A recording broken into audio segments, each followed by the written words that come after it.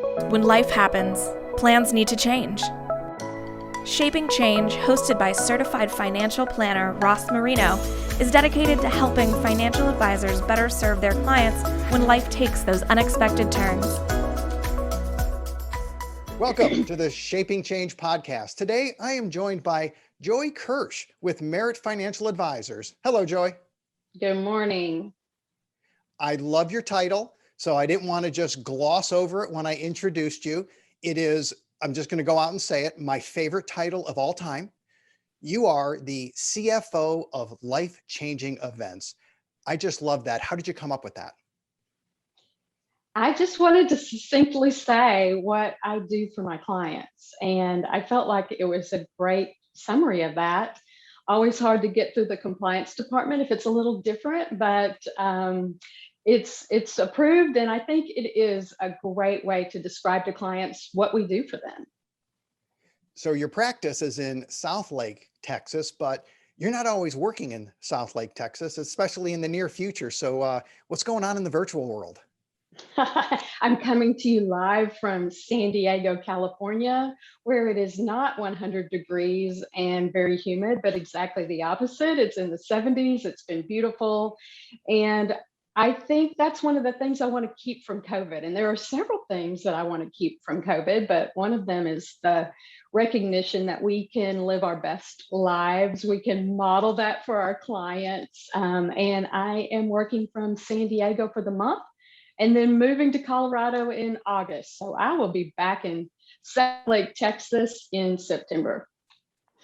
The pivot to virtual definitely has some pluses. And I know I see it differently. A lot of people see it differently. I've actually pivoted my practice to where I just say we're a Zoom practice and all our meetings are Zoom. And if a client has to come in or if they have to do a phone call, obviously we'll accommodate, but I'm just making an assumption at this point. We're doing Zoom because I think it's great. I didn't think about actually being able to go to different cities and hang out and work. That's really cool.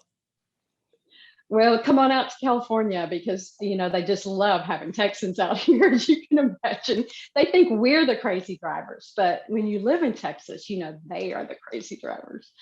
Well, for someone who doesn't live in Texas, I think there's a long list of things we think about people from Texas, but it's a colorful place to be sure. Well, let's go into your story. So you didn't wake up 30 years ago and say, I'm going to be the CFO of life-changing events. You're a financial planner, you're a practitioner, you have a lot of training, but you also have a story that led to where you are today and how you're in a position to help particular types of clients. Could you share some of your story? Oh, thank you, Ross. I'd love to. I mean, this has all evolved for me very naturally because I was widowed when I was 30, and that's an unusual experience for a 30-year-old. And I was already a financial planner. I worked with widows. I knew and understood the technical side of widowhood. But going through that experience myself, I recognized that there was something definitely missing in my practice and in my skill and in my craft because my personal experience was very different from the technical side. It was a very emotional experience, and that grief really changed who I was, not just in the moment, but as a person. And it certainly shaped my practice. But as I came through that process and I wanted to understand what was happening to me and why I couldn't make decisions like I was normally accustomed to making, I really wanted to do some research and understand the personal side of the story because that drives the technical side. And I was very lucky in that my timing was about the same time that behavioral finance was becoming a thing. And now, of course, it's a huge thing, but I was also very lucky that I found the Sudden Money Institute and I've become a student there. And that's really helped shape my practice and my craft and the way I present financial planning to widows or anyone going through a life-changing event. When we hear the words life-changing event, from an observation standpoint, it's easy to see how an event really changes someone's life. But it's hard for us, I think, to understand as planners, or even just as people, to understand how much we evolve, which you just mentioned, on the inside, and how much we change. And I know as humans, it's hard for us to project how we're going to grow, how we're going to mature, what I'm going to think and feel 5 years from now. That's hard, or next to impossible, under normal circumstances, other than the values that I hold. But when you go through something like becoming a widow, it is truly a game changer. It is a life-changing event. And as financial planners, we can't just approach a widow and say, well, we know this is a rough time and they're going to be overwhelmed, and have some basic understanding. You have to approach the financial planning process differently. So could you give us some insight into how you do that? Sure. I think it is very different for a widow. And you're right, Ross. Any major life-changing event is going to change us physically, emotionally, psychologically, spiritually, socially. Our group of friends is going to change. And so naturally, our financial plan has to change too. But this is a process. It doesn't happen the day we lose our spouse. All these changes don't suddenly happen. And so we can create this new financial plan that reflects that new need, because that need is evolving. And quite frankly, she doesn't know who she's going to be 3 months from now, 6 months from now, 2 years from now. And what we've come to learn about these life-changing events is that they take a lot longer than we think they should, that society thinks that they should. And so one of the things that I find with widows is that she's been, her whole life has been disrupted. And so she's looking to have a little bit of control over what she can still control. And one of those is the money. And so often, even though we as planners know she's not going to need as much cash flow, for example, as she needed when she was part of a couple, there is this sense of security that she gets from recreating that status quo. And so often what we try and do at the very beginning, if she's a new widow, is just help her to understand what her cash flow was before, and if possible, how she can recreate that immediately for that sense of security. I know that typically it's not going to be something she has to support on an ongoing basis, and she won't need to, but immediately she likes to have that sense of security that she can recreate what she knew. So plan on doing more than one financial plan for a widow. She wants everything as it was to start with often, but then down the road, as she becomes more important, as she evolves, you can do a new financial planner for her that reflects her new goals and looks more like her as she is today. That's really good insight for me on how they're going to try to control what they can control because they've lost so much. And it's normal for people to want to hang on to. What do I want to protect? One of the three main questions we ask when we go through a transition. And with the widows, it sounds like they're really going to try to hold on to their previous lifestyle. But you have to go into the financial planning process knowing that there's going to be multiple financial plans or course adjustments along the way. How do you determine when to share that with a widow? Do you say up front, this is just what we're doing now, but everything's going to change, or things may look or feel differently down the road? It's obviously you don't want to put too much on a widow because we know it's going to change, but you certainly want to make sure they understand this is a process. How do you approach that? That's a tough conversation. Yeah, it is. And I really try to understand her communication preference. But one of the most important things I do in the planning process is that little acronym of WAIT, which is why am I talking? Love it. I remind myself that all the time with widows. Why am I talking? I want to let her do the talking. You know, you talk about what do you want to protect? Well, she wants to protect her marriage and she can't, right? What do you want to let go? She doesn't want to let go of her past, and yet she's going to have to. And so I don't try and throw a lot at her in terms of, look, this is how you feel now. This is not how you're going to feel 6 months from now. I want to totally respect how she feels now and meet her in that moment.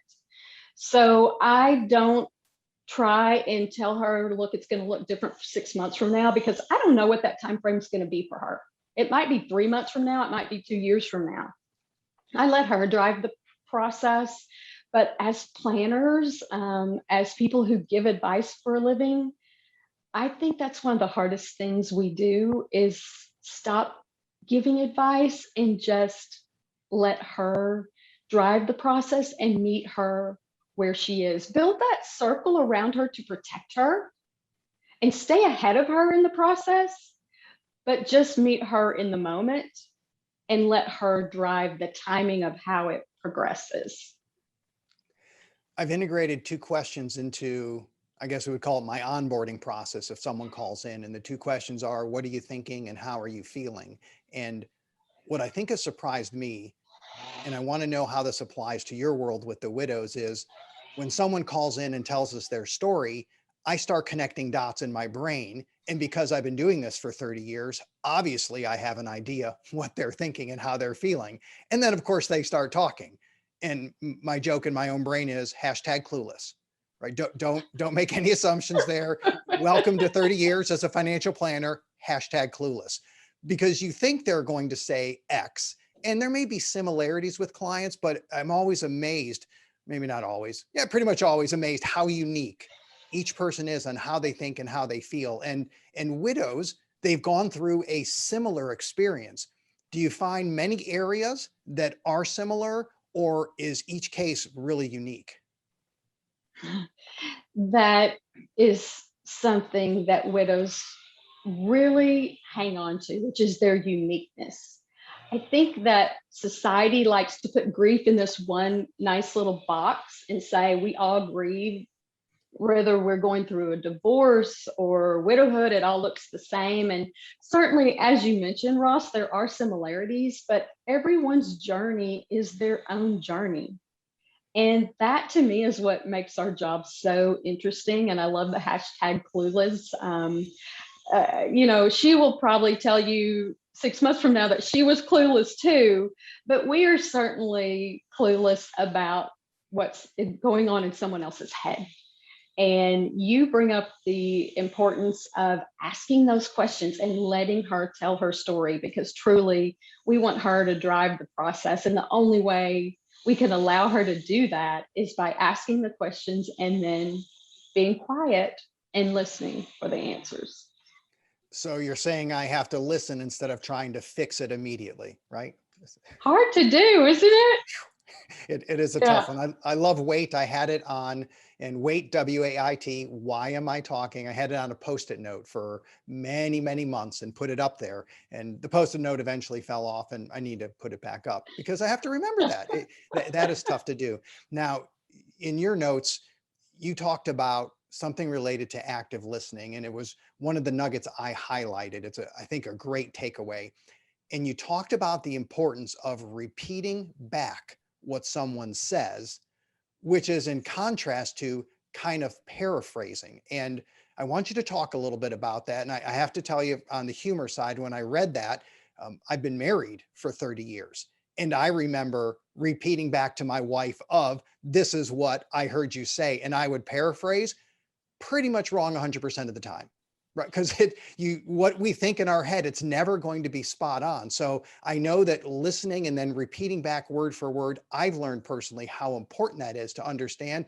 But you actually bring that into the planning process. Can you talk about why that's so important and how you do it? I love that you bring that up, Ross, because paraphrasing is something I naturally did because I believed in my head that I could say it better than you did. It's not that I didn't hear what you said, but yes, yes. I know this is what you said, but this is what you really meant, right? Right. And no, that's not what they really meant. And so we cannot paraphrase. We have to repeat back their words. And even if it's bad English or something that just doesn't sound right, you have to repeat back their words. Now they may catch it and say, oh, that's not what I meant. I really meant this, but that it's really hard to repeat back in someone's exact words. And yet that is how they feel heard. And that is so important to the widow, is to feel heard. I think that's a human condition, but certainly something we need to get into the planning process to hear our clients. And only then can we help them resolve their issues. And I think that's another important thing that I've learned to ask of the widow. Sometimes when she's telling a story, I try and say, okay, here's what I heard you say. Do you just want me to listen today? Or do you want to talk about some possible solutions? Because sometimes we try and solve problems when really they just want to be heard. It's a delicate little dance, but it is the art of our craft. You have a quote on your website that says, "I was slowing my recovery by ignoring the emotional side of my grief." Can you talk about that? I think if I could put widows in two boxes, which is always dangerous, hashtag clueless, we have our widows who are our ostriches, and then we have the widows who are the roadrunners. So I was a roadrunner. I had this list of items, all those technical items that I wanted to get through the list because I wanted to stop being a widow. I wanted to get on with my life. I wanted to get past this pain. But we all know that if we sweep it under the rug, it's just going to come up later. And so we have to address the personal side while we're addressing the technical side. And that's one of the issues that you'll face with your roadrunners is that they want to check the boxes. And often they're not engaged in the process because they're not doing the hard work, which is the personal work. So watch out for them in that aspect, because 6 months from now or a year from now, they might come back and say, that's not what I understood that happened in this process. That's not what I understand was going to happen. That's not what I understood that I did. So that's one of the issues with the ostrich, with the roadrunners, excuse me. And then the ostrich is equally complex in that she often has trouble just getting out of bed, much less addressing things on the checklist. And with her, you often have to set smaller goals towards the larger goal and have her commit to that one next step that will move her forward in the process.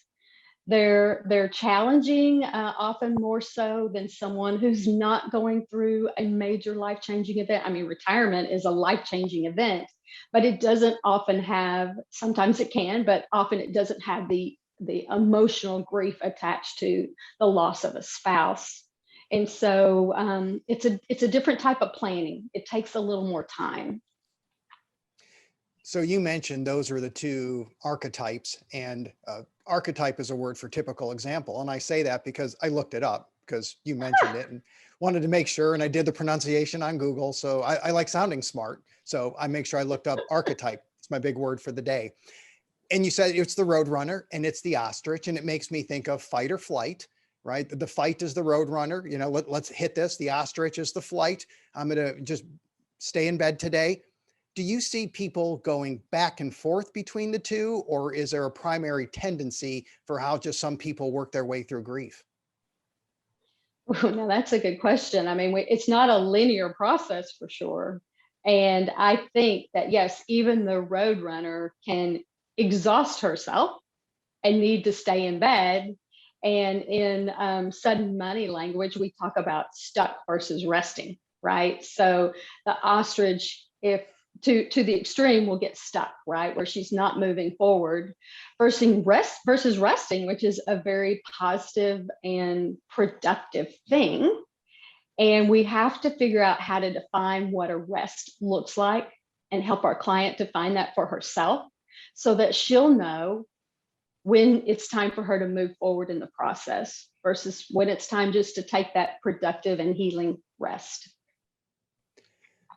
So I know I may have a tendency to fix, because as financial planners, that's what we like to do. We like to bring solutions, and remembering WAIT, why am I talking? That's a good reminder, because that's a don't do. I don't want to keep talking. I don't want to push ahead. I don't want to offer solutions if the time isn't right for a solution. Any other don't do tips for financial planners? I think there are a lot of don't do's. Don't avoid talking about her late husband. So many of us are afraid of going there because it might make her upset. And in fact, it might make her upset, or it might bring up some painful emotions. But we know that tears are actually his, they are physiologically, that's a hard word for me to say this morning, Big one. healing. Yeah, physiologically healing, right? So we can't be afraid of the tears, and we can't be afraid to talk about her late husband. And in fact, I'd like to even address that when we see that she's moving on and that she's progressing, I think it's really important for us as planners to still recognize and observe those special days that she will still be thinking about him on their wedding anniversary, right? We think about the date of his death, which is an important one to observe, but what about their wedding anniversary? No one's celebrating that with her anymore, and yet she's thinking about that a lot. His birthday. So I think as planners, we're pretty good about sending a card or saying something on her birthday, but she's also thinking about him on his birthday. So these are some of the things we can do versus the don'ts of, don't avoid talking about him, and don't be afraid of the tears. That would be the other thing that I would say. And don't try and stop her when she's crying. Have that box of Kleenex in your office. We do. Have it close where she can see it, but don't feel the need to shove it over to her. Let her grab it when she's ready for it. Because what we don't want her to believe is that our office is not a safe place for her to cry. I think one of the challenges with that, and I remember learning this myself, about you have to bring it up, and it's okay to talk about your late husband, talk about positive things, talk about events or days. It's okay to talk about that. And yes, it does bring in tears, but I found the challenge is that when they started crying, I started crying too. Yeah. So I wasn't just afraid of their tears, I was afraid of mine, because it would throw me off track as well, because it's a gut-wrenching, agonizing thing to go through. And if you're sitting across the table with someone that you know and you're connected with, that's not an easy thing to do. Yeah, that box of Kleenex is not just for her, right? I think the most important thing we can do with our clients is show them our vulnerability, show them our humanness. And that is part of that connectedness that really builds a relationship. So the thing that we are most afraid of is the thing that builds our bond with the clients more than ever. So you took this experience, you applied it to being a financial planner, you made it a specialty, you're making an impact in the world with your clients, but it doesn't stop there. You also have a nonprofit that really reaches out in this area. Can you share a little about that? Well, of course I can. I love to share about the widow's journey. So for me, what I discovered is that hour-and-a-half meeting with my widows just wasn't enough. She needs so much support beyond what I could do for her in the time that we had together. And so I was thinking about what in our community offered her that kind of support, and there wasn't anything in our community. We had great grief support programs through churches, through therapy groups, but for me personally, that was an 8-week program, and I came out of that and I thought, well, that was good and that was helpful, but what's next? I'm not healed after this 8-week period. And I looked around and there wasn't a what's next. And so, they say you need to be the change you want to see in the world. And so 10 years ago, I started my own nonprofit, The Widow's Journey. We have been meeting monthly for the last 10 years. During the school year, we bring in a speaker who might help them with a technical topic, such as investing or financial planning or putting together your wills. Or how do you file a tax return as a single person versus married, filing jointly? And then we bring in the personal side. We might have a nutritionist come in and talk about how to take care of herself. That way, we talk about cooking for one person versus cooking for two. We talk about how do you get a massage and why is it important to have human touch now that you no longer have that in your life. So we do that monthly throughout the school year. And then we also have social events so that we can get her back into society, get her comfortable eating out so that she's not always doing it alone. The objective of the Widow's Journey is threefold. We want to bring her resources from the community that can help her on her journey. We want to educate her about what's going to happen. And most importantly, we want to provide that peer support. So we have these other widows, of course, who are the best resource for each other. So even when we have a technical speaker, we always go to a small group discussion. And it is in that small group discussion that these pearls of wisdom, these little nuggets come out that are so beneficial. It's just a way to have additional support for her beyond what I can do for her professionally.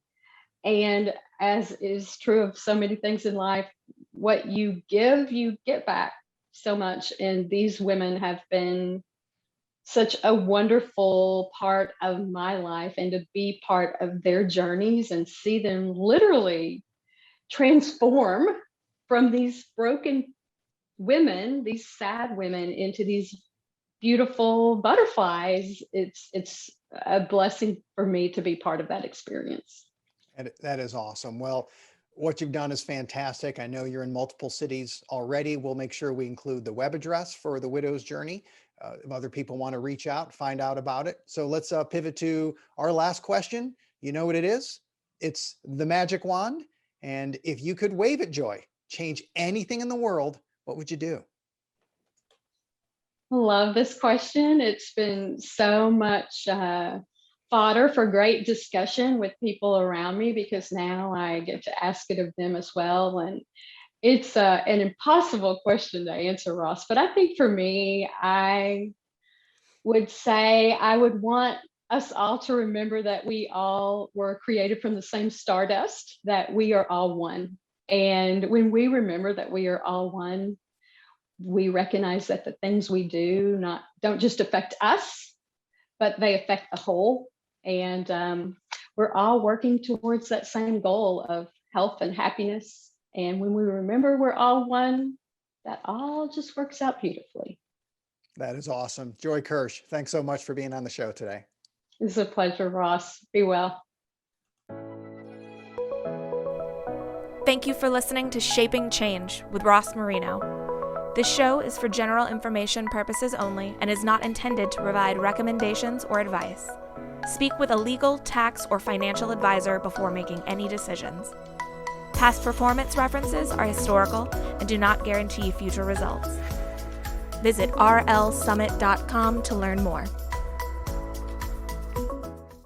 Securities offered through LPL Financial, member FINRA SIPC. Investment advice offered through Merit Financial Group, LLC, an SEC-registered investment advisor. Merit Financial Group, LLC, Merit Financial Advisors, The Widow's Journey, Ross Marino, and Shaping Change, and LPL Financial are separate entities.